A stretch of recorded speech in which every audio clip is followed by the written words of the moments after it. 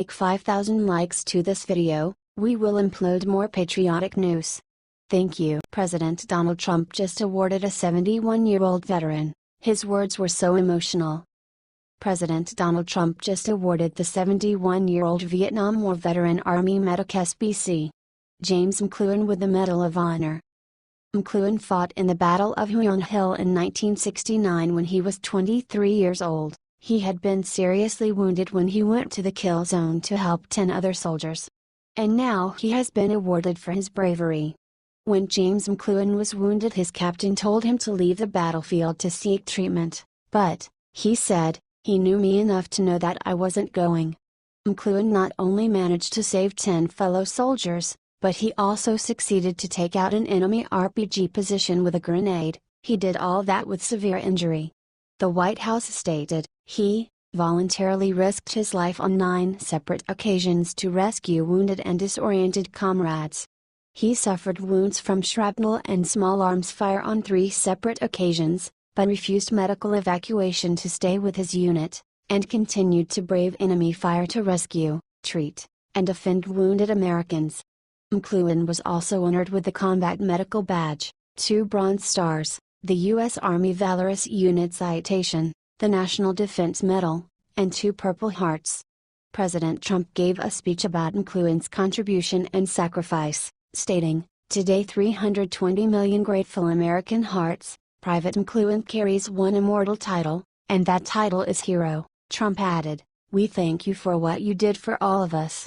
President Trump's speech was very emotional. You can watch it here. Please share this post on Facebook to get this hero the recognition he deserves. What is your opinion on this? Scroll down to comment below.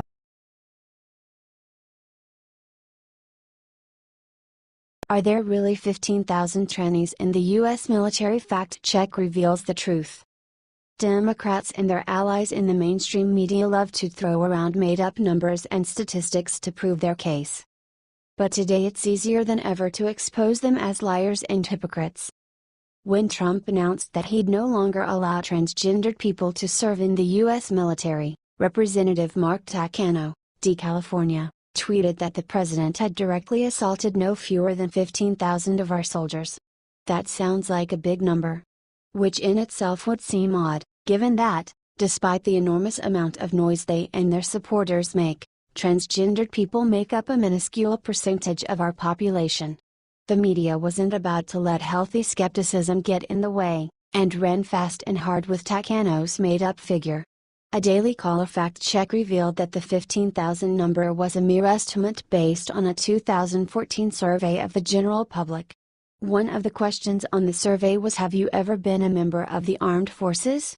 The study collected just 6,500 valid answers, and it included those from folks who very well may no longer be in the military. How they estimated 15,000 active duty transgender soldiers from that result is anyone's guess.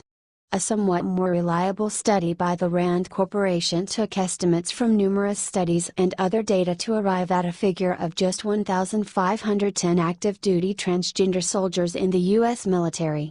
Which makes a lot more sense, and definitely puts Trump's decision in its proper context.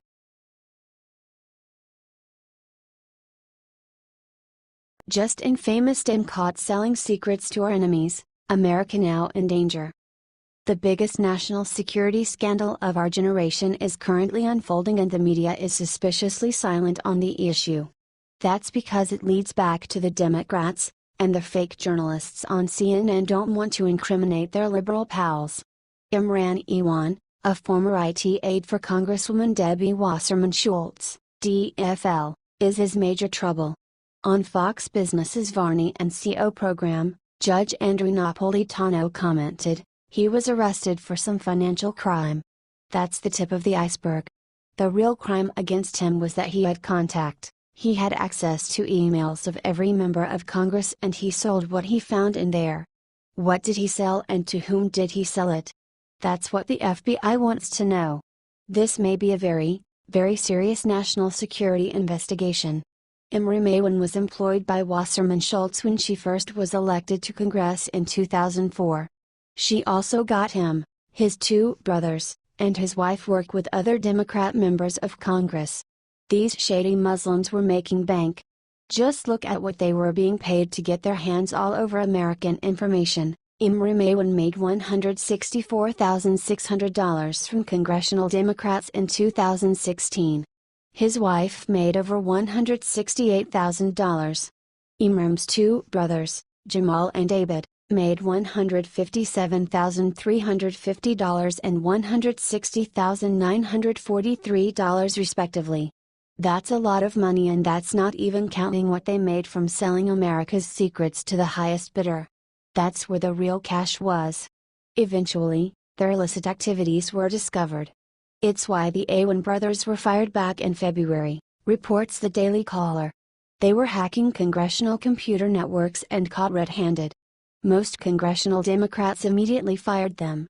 But, oddly enough, Wasserman Schultz kept Imran on her payroll.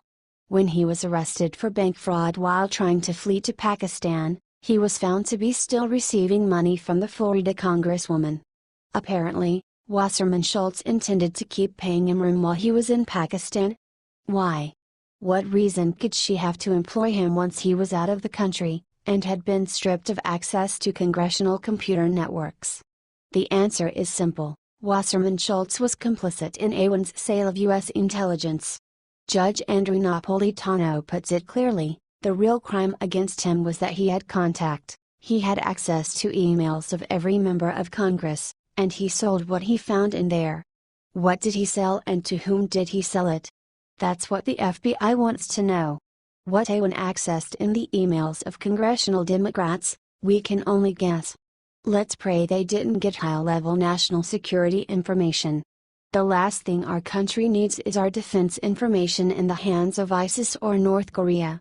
If that stolen information results in an attack on Americans, it will be on the heads of Wasserman Schultz and the Democrats. You never know, they might also have lots of dirt on members of Congress. When you consider that the Awan brothers' clients were Democrats, you know they must have seen lots of shady things going on.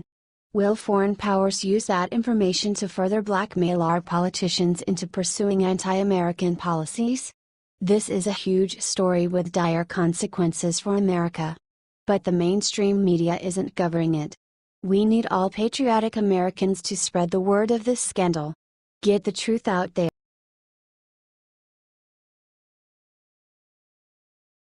The water near Niagara Falls suddenly went black, shocking the residents and the tourists. The water near Niagara Falls suddenly went black Saturday afternoon, shocking the residents and the tourists as well.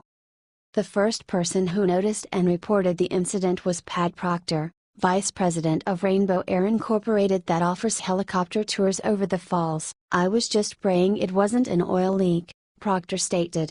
"It looked like something out of a sci-fi movie." The Maid of the Mist, a popular tour boat company, wrote on Twitter to ask Niagara Falls, New York, Mayor Paul Dister what was happening. Rolf Porter, executive director of the Niagara Falls Water Board, offered an explanation, saying that one of the sewage plant's 5 sediment filtration basins was being flushed out. The substance discharged as a result of the routine maintenance of one of the water board's wastewater sedimentation basins located at the wastewater treatment plant on Buffalo Avenue. The inky water is the result of a routine, necessary, and short-term change in the wastewater treatment process, he stated. The blackish water contained some accumulated solids and carbon residue within permitted limits and did not include any organic type oils or solvents. The unfortunate odor would be limited to the normal sewer water discharge smell, Porter continued. He pointed out that filtration unit was taken off-site and discharged out as they were preparing for the contractors who are supposed to start working on improving the basin. Anyhow, the residents were still angry with the water board's timing because it is a season time. "We were shocked," Niagara Falls City Administrator Nick Melson stated. "We're very upset with the lack of communication and we're going to rectify that with all the stakeholders." But the black water was once again blue and beautiful in the morning.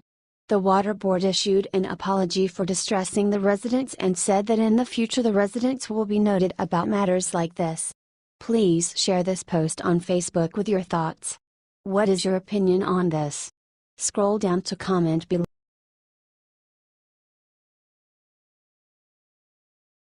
Sarah Huckabee shut the reporter's lies at the press briefing. Sarah Huckabee delivered a press briefing regarding President Trump's firing Communications Director Anthony Scaramucci. He made this decision 2 days after he appointed General Kelly as the new Chief of Staff. And as always, the liberal White House reporters didn't let Sanders go any further when she addressed the subject. The reporters kept yelling one question again and again. Sarah Sanders was clear when she said that Trump's main focus is on providing jobs for the American people and that the reports should stop fixating on who has which job in the White House. She said that President Donald Trump thought that it will be best for his new chief of staff to create her own team and that Trump felt Scaramucci's comments about Steve Bannon were disrespectful and unacceptable. After Sanders was asked the same question for the 10th time, she decided to end the briefing and walked out. Please share this post on Facebook to support Sarah Huckabee Sanders. What is your opinion on this? Scroll down to comment below.